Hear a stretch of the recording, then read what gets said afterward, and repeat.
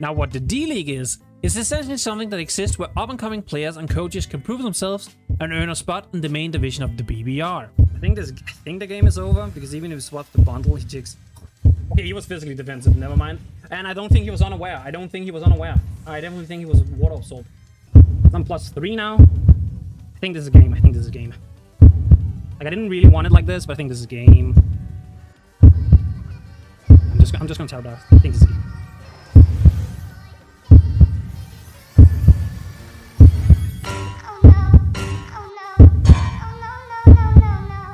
Oh, you got it lit! Oh, you're kidding! You're kidding! You're kidding! No! No! You kidding? Well. Would you look at that? It's been about 10 months since this video went live, and my journey in Pokemon BBR Draft League began. Since then, we've been on a really good upwards going curve both content and competitive wise. But one thing still eludes us: a Generation 9 championship. Because as of this video going live, I still have not managed to win a championship in any draft league I've been in during the Scarlet and Violet era. Despite this, we still have managed to impress enough that we now have been promoted from a little hatchling to a full-fledged coach of the BBR. Yes, that means this is going to be our BBR Season 7 draft analysis. I am unbelievably excited to be here. This was my goal when I first joined the D-League back in March of last year. And finally, we reached that goal. But that also begs the question, what's the new goal going to be? Well, winning, of course. And while this is meant to be a showcase of the team I drafted, and then we talk a bit about it, this is also going to be my declaration to the rest of the coaches. I will win, and you will have to accept that. So with that, let's take a look at our team. First, let's start off with a little bit of info about the draft. So we were 16 coaches, and we actually ended up with the first pick overall, which means we had 3 pickings between any mods. We had 120 points total, which is pretty high, but I actually kind of like that. With a 1 10-point or lower Terra captain allowed that can Terra into 2 types. Otherwise, it was a pretty standard draft of all, going in a snake style format. Now going into this, we had a lot of thoughts and discussion about whether to pick the best option available or go for what some people would call the new toy syndrome. It's me, I'm some people. And with the Copenhagen Galate's first pick of this season of the Rejects Battle Royale, we're picking up Ging Fire. Now as mentioned, Ging Fire is a new toy that came out with the recent DLC of the Indigo Disc. And Ging Fire is probably the best one out of all the new ones between it, Raging Bolt, Iron Crown and Iron Boulder. Now that doesn't mean I think it's the best mon allowed at all. I do think there are other mons better, but sometimes you gotta go with the new stuff because you want to try them out, and you know, they seem pretty fun, and that is kind of why we went with Ging Fire. Did the team go in a traditional way to support Ging Fire? Well, you'll have to watch the rest to find out. Speaking of supporting, our next mon is something that can work well with Ging Fire, as Ging Fire has trouble breaking very bulky water types, as we picked up Ogerpon-Wellspring. Now I never actually got a chance to try any of the Ogerpons with the DLC 1 draft leagues I was in, so I'm actually very excited about trying it out here. I do think Wellspring is tied with Heartflame for being the best. I think both of them can be very, very good. I think both of them can kind of serve a little bit of a different purpose, but both are very good offensively, very good at momentum, very good at breaking, and can kind of serve whatever you want them to. And the reason we went with Wellspring was because one, Heartflame I believe was already taken, but also because this pairs up slightly better with Ging Fire, we feel like, in the manner of breaking water types. And you know, I just wanted to try one of them, so I wasn't hard set on being one over the other. Because of the way the draft format works, where we go into snake style format, that actually meant we had 2 picks back to back with our Ogerpon and this next one. And honestly, the mon we ended up picking was not something we had planned ahead of, but kind of became a spur of the moment, and I'm very excited about using this. And we picked up Necros. Now Necros did get a slight nerf with Generation 9, no longer having access to either Rock Pulse or Totemize. You can only speed boost by Dragon Dancing or by like Salak Barrier and stuff like that. So realistically, Meteor Beam sets are not as good. You would have to run like a more bulky variant. But other than that, Necros has pretty much everything you want. It has Calm Mind, it has Dragon Dance, it can still get Stealth Rock, you can still get like Trick Room, stuff like that. It has a lot of utility and a very wide move pool, which makes it for a very good utility mon to have. And overall, I'm actually very happy about picking up Necros, as I think it kind of functions as both a physical and special breaker, while also being able to suit a more defensive role in some matchups if we need to. So for our next pick, we had to wait a long time. We had to wait for the draft to go all the way down and all the way back up, and in the meantime a lot of the mons we were looking at got sniped. But we did know we wanted a bulky water type, as Ogerpon doesn't fit the bulky water type role that well, and we ended up picking an OG of the Copenhagen College from the BBR League in Rotom Wash. As mentioned, Rotom Wash is an OG of the Copenhagen College. We used it in the D-League, and it's just a really good mon overall. It can pivot around with Volt Switch, of course has access to Hydro Pump. Willow's Thunder Wave were really good. It got back Pain Split, which is huge for it, makes it really good at being able to also just whittle down some very bulky stuff and get some health back. And overall, I just like Rotom Wash. I think it's like a very good sort of middle ground mon you can just kind of slap on the team in a lot of weeks, and it'll do some stuff. Like, it'll pretty much always perform a little bit. So very happy about the Rotom here.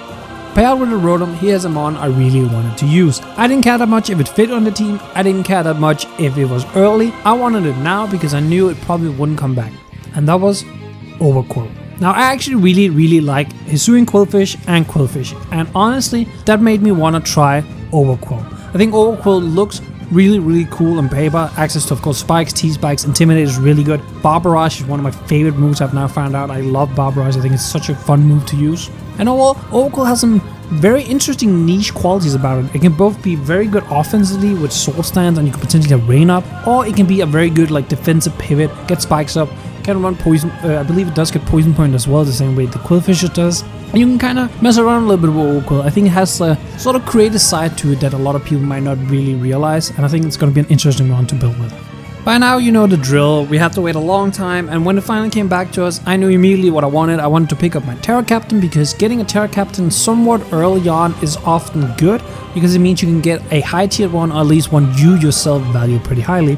And we ended up picking up Diani, which is going to be a Terra Captain with Terra Fairy and Water. Now I'm actually very interested in trying Diani because I think Terra Fairy Draining Kiss is an underrated move. Well, underrated strat. I actually think being able to just Draining Kiss, getting the boost from Terra, plus Draining Kiss becomes base 60 when you're Terra, it just makes it almost impossible to kill. You can do 70% to this mon. If it Draining Kiss, it almost heals all of that back, especially because Diani's HP stat is so low. So I'm very excited about using Terra Diani. At this point, our team lacks a little bit of hazard control. We have okay hazard setting with triple spikers, 2 rockers. We have hazards for days to set up with no way of getting rid of them. And that is what our next mon was going to fix. So here is Donvan. Overall, Donvan is just your average ground type. He pretty much does what any ground type can do. It's preventing electro type from going wild. He can get up rocks. This one can also spin. He has access to knockoff and access to ice shot. That is what makes him slightly better than some other mons. Plus he has really good attack and really good defense. I love Donvan,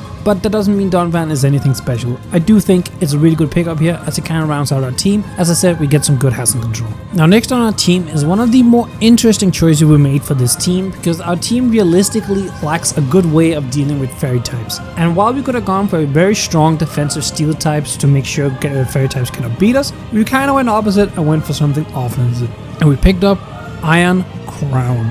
Yep, we have 2 of the new 4 paradox forms, being Ging Fire and Iron Crown, and I'm actually pretty excited about Iron Crown. It has a multitude of ways to set up. You can be Agility, Weakness Plus, you can be Calm Mind, you can even do Sword Stance if you really want to be wild. But also, it is decently bulky. I still think it can take on a lot of fairy types. You can switch in, potentially take a hit, threaten them out. I just think overall that Iron Crown actually provides a lot more than people want to give it credit for, and I'm very excited to use it. Following our Iron Crown, we wanted some more mons to help provide some offensive pressure while also keeping the momentum going. So in that chain, we picked up Mienshao. Now Mienshao is a fighting type that I always loved. It's just really good having access to Regenerate, Close Combat, something that got Generate, U-turn, access to Knockoff, got Ice Spin on this chain so you can hit flying types. Overall, its coverage is really good, and it's just kind of a really good standard fighting type that can be ran Choice Scarf, Choice Band, setup, and can function a couple of different offensive ways, but for the most part it is just going to be here as like either a breaker or potentially a late game sweeper. By this pick, we already knew what our last mon was going to be, but we also knew it probably wouldn't get picked by anyone else, so we opted to wait for it, and what we ended up picking up in this round was something to fill a couple of holes here and there. We had a slight ground weakness, we had a slight fighting weakness, we also lacked a little bit of a special attacker, so we ended up picking up Miss Magus. Now Miss Magus is not the greatest on our team because it does occupy the exact same speed as Mienshao, which is not the best, but it is especially breaking mon access to Shadow Ball, of course, because it's stab, but also access to strong Dazzling Gleam. Does still get some Mystical Fire, access to Nasty Puck for some setup. It's a really good Choice Scarf or Choice Specs option. And overall, I think Miss Magius can combo to a couple of games throughout the season and provide some good support. Now, as mentioned, we already knew what we wanted for our last mod, and I'm honestly very excited about using this mod. I don't know why, but there's something that tells me this is going to be the biggest surprise this season for our team. And that is going to be baby Munchlax. So we pick up Munchlax, not Terra or anything, just Munchlax, and honestly I think it's going to be really good. It's a really good special wall against a lot of things. Having access to Eviolite, you have a decent attack stat at 85 with access to Body Slam, which can pair stuff. You have really good Gen 1 move pool stuff like Earthquake. I believe it gets the elemental punches as well. Access to Yawn, I believe, for like kind of status. And of course it can run like a Rest Toxic. So overall, very excited about trying to use a Munchlax for some reason. So yeah, that's our full team for the BBR Season 7 draft. It's a little bit weird, I will fully admit. It's very wonky and it's kind of different to what I've been used to drafting in Gen 9. But I also think it's interesting. It has a lot of mons that I know I like. It has a lot of mons I think it looks very interesting. Overall, it looks like a team I can have fun with, and that is kind of the most important thing. And as I said, it's gonna be a winning squad. So let's do our best to win this season. As always, if you like the video, make sure to leave a like on the video, leave a comment with the team, and subscribe to the channel for any future content. I'll see you all in the next video. Peace, YouTube.